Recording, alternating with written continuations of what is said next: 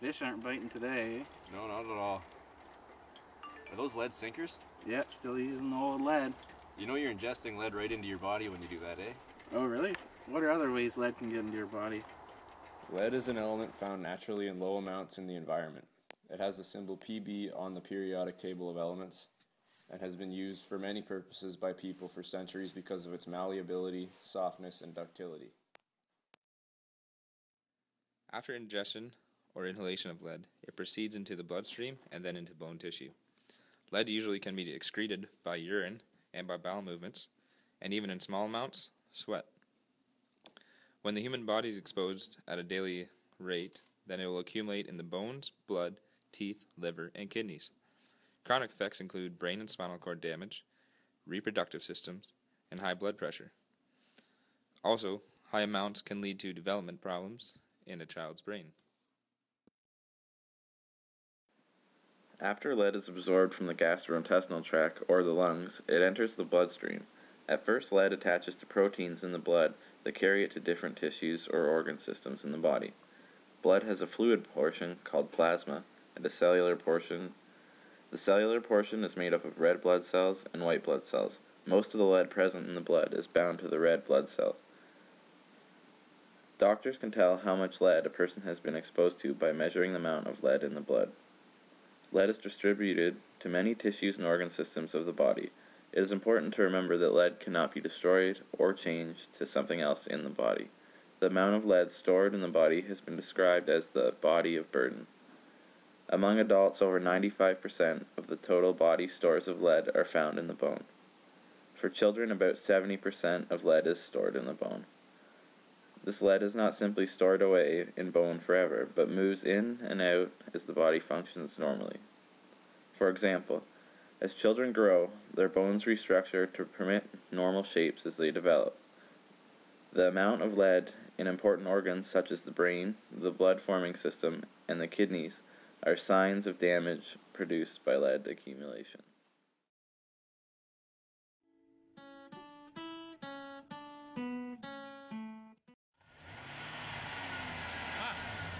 That's a nice vortex. Oh, beautiful, eh? You're on lead and fuel in this, eh?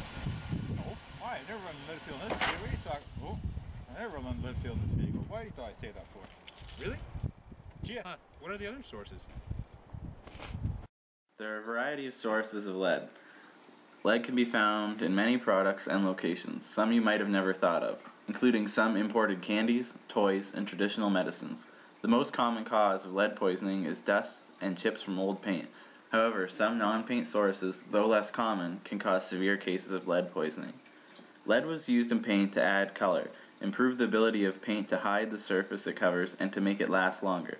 In 1978, the federal government banned lead paint for use in homes. Homes built before 1978 probably contain lead-based paint. Painted toys and furniture made before 1978 may also contain lead-based paint.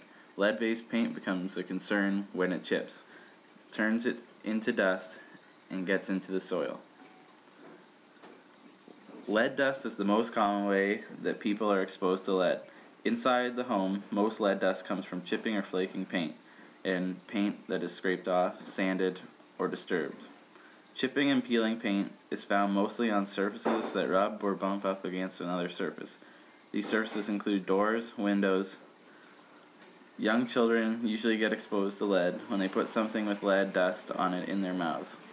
Lead dust may not be visible to the naked eye. The factors affecting the toxicity of lead are similar to most other toxins. The first factor that affects the toxicity of lead in the body is age.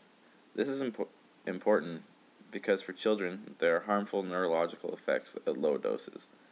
Each year in the United States, 310,000 1 to 5-year-old kids are found to have unsafe levels of lead in their blood, which can lead to a wide range of symptoms from headaches, stomach pain, and behavioral problems, also anemia. Lead affects adults more when there is a higher exposure and a higher concentration in the body. At very high levels, it can cause acute lead encephalopathy. Another factor that affects the toxicity is the dosage that a person receives. A smaller dose is always better than a larger dose for obvious reasons. The length of time a person receives a dose also plays a big factor on possible health risks. The overall health of the person can also play a role in toxicity in the body. If the person is healthy, they are going to have a better chance of excreting the lead and getting more out of their body.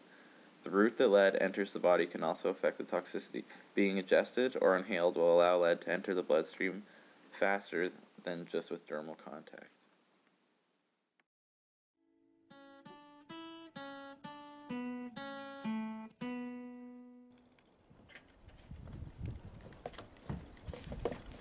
You still use those old lead shells? Yeah, but it's because they work the best. You know you're not just harming yourself, but the waterfowl population in North America? Why is that? Lead poisoning generally happens slowly from chronic exposure. The effects of lead exposure over long periods of time can be severe and widespread. One of the main areas in the body damaged is the central nervous system. Long-term exposure to adults can cause decreased performance in tests of the nervous system. It also causes weakness in the fingers and wrists, raised blood pressure, and anemia. In children, the effects of lead exposure are more damaging.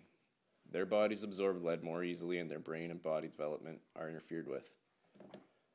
This neurotoxicity at young ages causes many problems, including reduced IQ, attention-related disorders, and behavioral problems and antisocial behavior.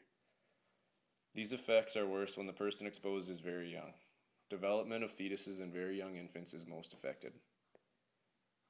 High-dose exposures to lead are called acute lead encephalopathy and can cause severe damage to the kidneys, reproductive system, central nervous system, and brain.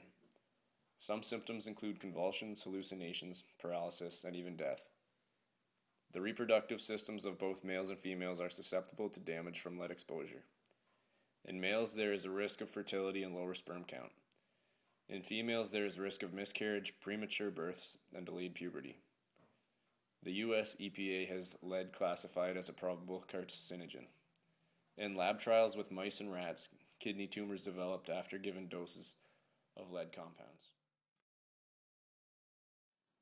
Once lead has made its way into the body, it is stored for different amounts of time depending on where it goes. Most of it is excreted through filtration in the kidneys, in the urine, or in bile and feces. Very small amounts are excreted in sweat, hair, and nails. From 90 to 99% of lead taken in is excreted within a few weeks or months, and mainly through feces or urine. The most vulnerable people to lead poisoning are children under 6, fetuses, pregnant women, and people with pre-existing conditions like diabetes, hypertension, and nutritional deficiencies. There have been negative effects observed from blood lead levels as low as 1 or 2 micrograms per deciliter. The World Health Organization and European Food Safety Authority have stated that the current provisional tolerable weekly intake of 25 micrograms per kilogram of body weight is too high, and based on current data, there is no safe tolerable weekly intake level that would be protecting human health. The risk from lead exposure to the general population has declined significantly in recent years because of stricter regulations and increased knowledge. Canada's release of lead into the environment has declined significantly since 1970. The releases into air have decreased approximately 99% from 21,400 tons to 260 tons in 2009. The amount released to land in 2009 was an estimated 1,000 tons, mostly from ammunition. And the amount released to water in 2009 was approximately 500 tons. Lead's use in gasoline and paints has been banned and phased out in most cases since the 1960s. In 2010, a new lower limit of 90 milligrams per kilogram was put in place on 4 types of products. Those intended for use by children, those that would make contact with a person's mouth, products involved in food preparation, and products intended to be burned. Gasoline no longer uses lead as an additive, but aviation fuel still uses lead additives. Lead has not intentionally been added to paints since the 1960s in Canada and the US. However, older homes can still have paint with lead on them and can pose a risk to people if the paint is chipping or flaking. Scientists have identified an apparent link between lead pollution in the environment and violent crime. It was already thought that the chemical could have caused nervous system damage, but examination of series of a series of U.S. studies have now shown prompted calls for further research into the theory. Research appears that a rise in lead petrol consumption from the 1940s to the early 1970s, when unleaded petrol began to replace it, was matched by similarities in the crime rate from the early 1960s to the early 1990s. It suggests that pollution inhaled by babies could make them more prone to commit violent crime when they grow up. Studies have already shown exposure to lead can cause permanent damage to areas of the brain responsible for impulse control, judgment, and regulating emotions. Oh, Taylor, I'm really glad you convinced me not to use lead shells anymore if that's actually what it does for the environment. Yeah, you feeling better about not harming anyone anymore? Yeah, it seems a good idea. Yeah. Oh, Taylor, there's a couple geese right there. Take 'em.